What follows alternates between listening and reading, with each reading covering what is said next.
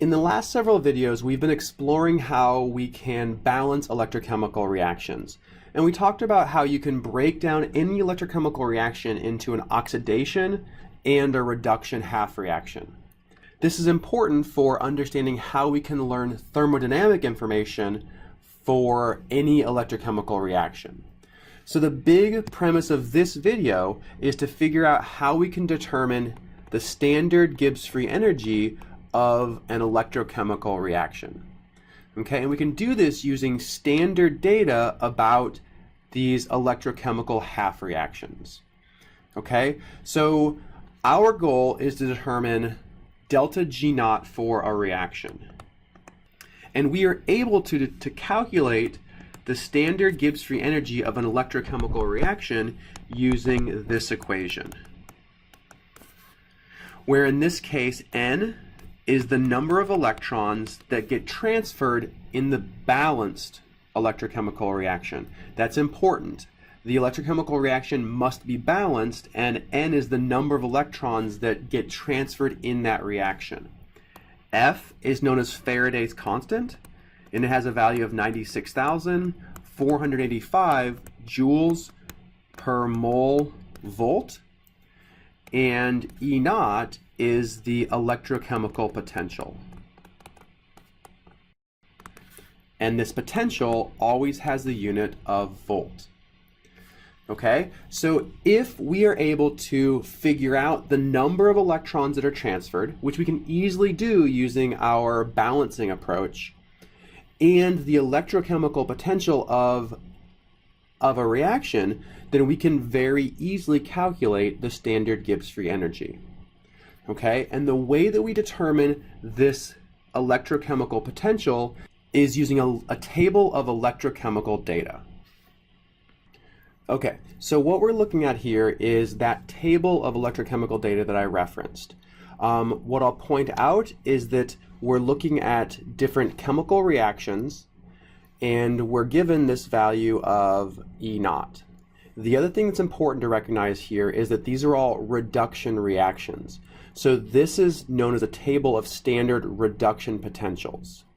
Okay, so we are able to figure out the potential of each of our half reactions as long as we recognize that this table will only give us a value for the reduction.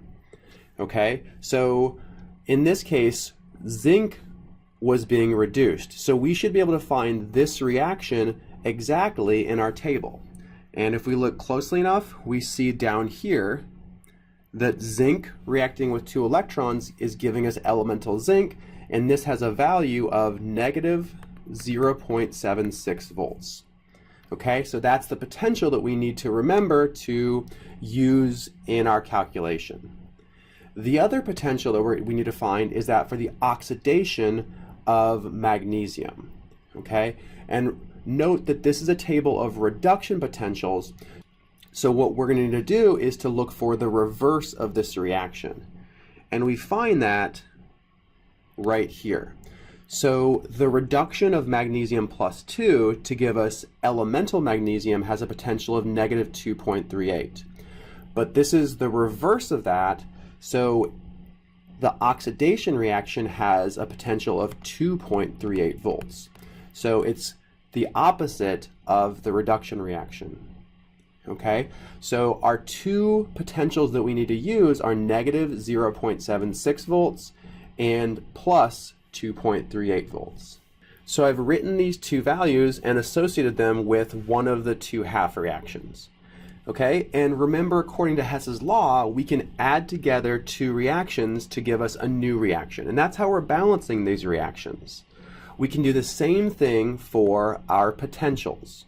So if we add these two values together, the sum is going to give us the potential of the overall balanced electrochemical reaction.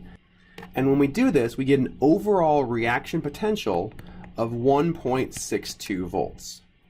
So this is the potential of the reaction that we can use in our Gibbs free energy calculation. Okay, so that is our E naught value. The last thing we need for this calculation is to know the number of electrons that get transferred in the balanced reaction.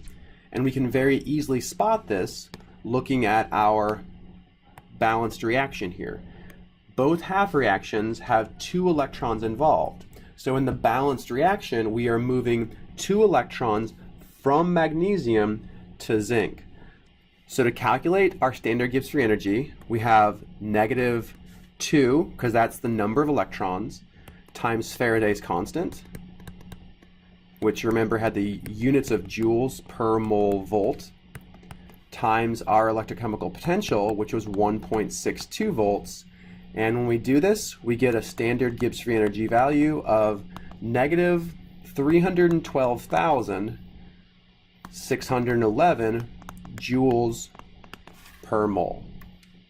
Okay, so as long as we are able to figure out the overall potential of a reaction using the 2 half reactions, then we can always calculate the standard Gibbs free energy. We'll go through this one more time with one of the other electrochemical reactions that we've balanced. So what we're looking at here is the same reaction that we balanced previously, which is the reaction between silver and manganese. Remember, we break this into 2 half reactions. Our reduction half reaction is silver gaining an electron, and our oxidation half reaction is water reacting with manganese to give us permanganate. Okay, before we look at the reduction potentials, what I want to remind you of is that in this reaction, we actually needed to multiply this reaction by 5 so that the total number of electrons is 5. So that's notable because in our delta G calculation, N is equal to 5. Okay, so let's go ahead and look for these 2 reactions in our table of standard reduction potentials. My reduction reaction was silver gaining an electron, and I see here that that reaction has a potential of 0.8 volts. And my oxidation reaction was manganese reacting with water. So remember, I'm looking for the reverse of that because this is a table of reductions, and I see the reduction has a potential of 1.49 volts, so my oxidation has a potential of -1.49 volts. Okay, we'll go ahead and apply these values to our half reactions. And when I add these 2 values together, I get the potential for the overall balanced electrochemical reaction, which is -0.69. And I'm now in a position where I can go ahead and calculate my standard Gibbs free energy. The number of electrons transferred is 5, so we have -5 times Faraday's constant,